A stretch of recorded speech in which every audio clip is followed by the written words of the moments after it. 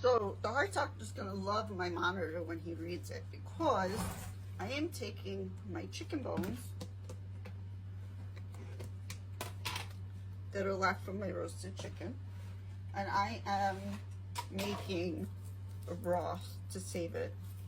I'm just adding a little bit of chicken broth in to start it, an onion, some garlic, and I'm using my chef's knife from Pampered Chef to cut everything up. I'm going to put everything in a pot and just let it cook for a while. So I'm peeling the garlic. I'm not even going to cut them up because they're such little pieces.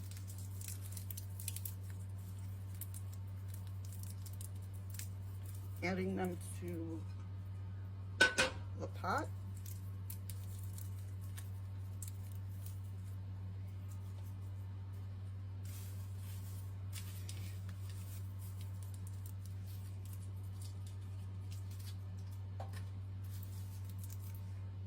Now I'm taking my Pampered Chef onion and citrus slicer, and it has a little hook on this end that you can use on your onion, and then this other little square helps too. So I take my thing and score it across my onion. I do it with my citrus too. That makes it easier, and you have less tearing. Takes the cover off. It helps peel the cover off of the onion. It's one of the greatest things I've ever found.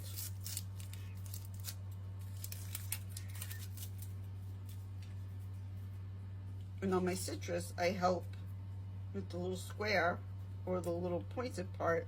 It pulls the covering, the rind off. So now, as you can see,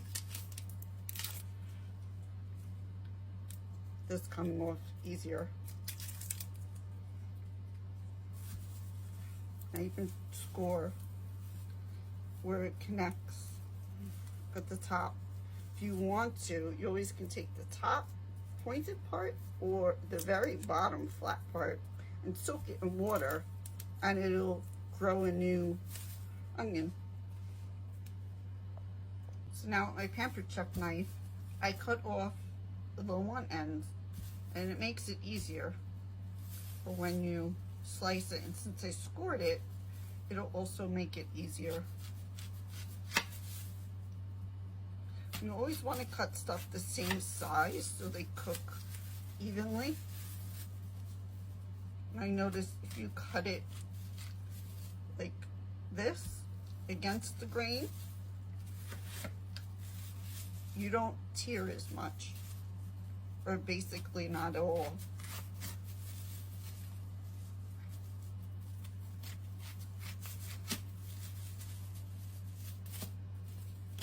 I notice if I cut like this, it releases that onion smell that makes your eyes go ballistic.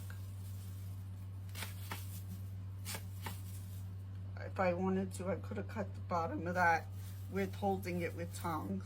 So now I'm going to finish cutting it into smaller pieces.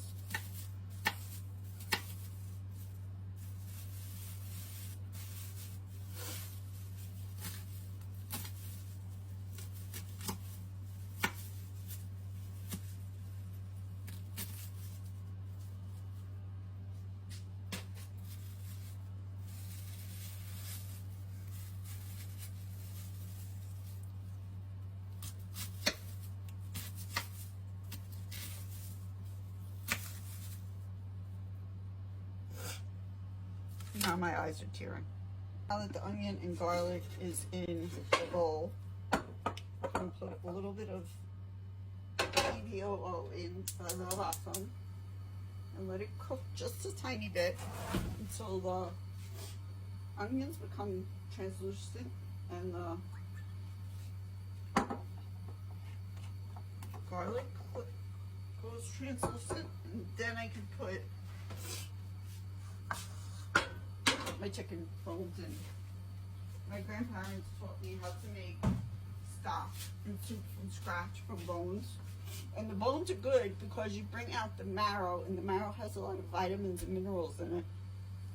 As the onions and garlic are cooking, I'm putting a little bit of salt.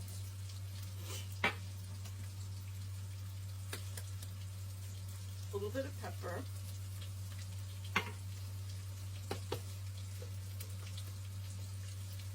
A pinch of parsley.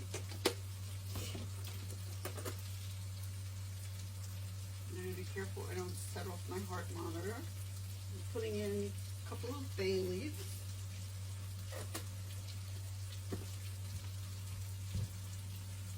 This is almost done being translucent.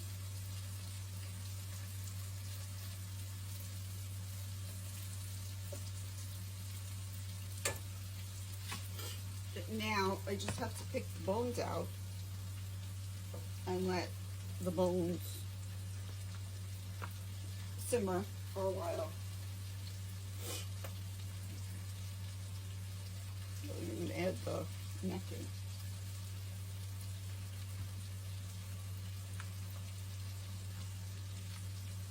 Because as it's cooking down, the bones will add a lot of flavor. I'm going to pick up the rest of the meat, put the meat in last.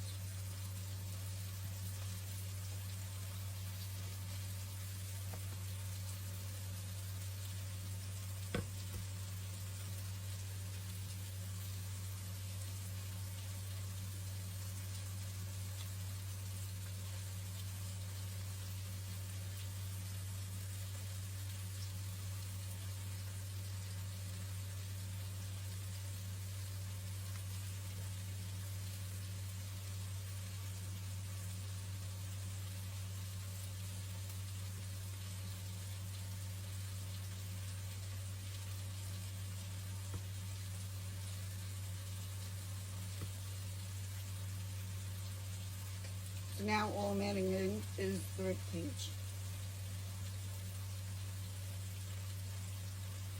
I'm going to let that cook down.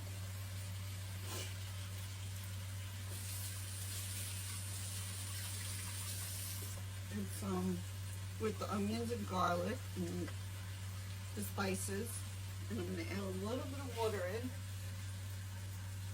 I'm going to lower it to medium. Adding in a little bit of the broth.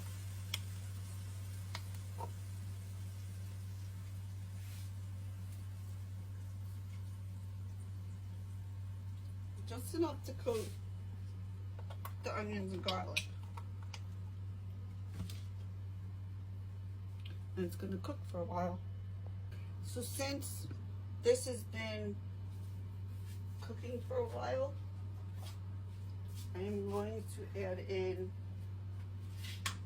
the rest of the broth.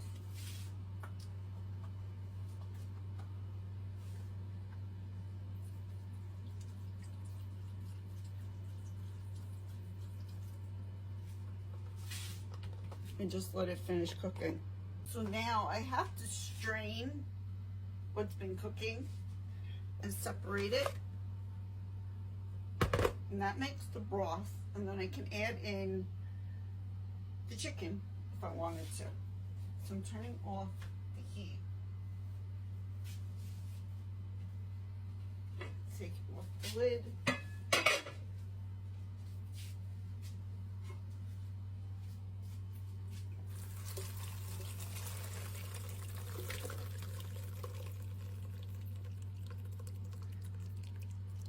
Straining everything out. Looks like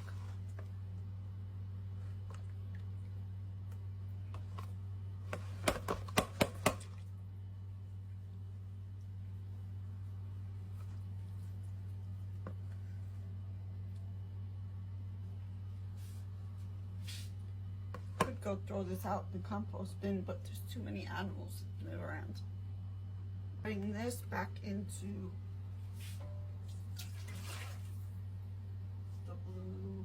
bowl. I'm actually going to let it cook a little bit longer, all by itself with no bones. And I'm going to add the chicken in.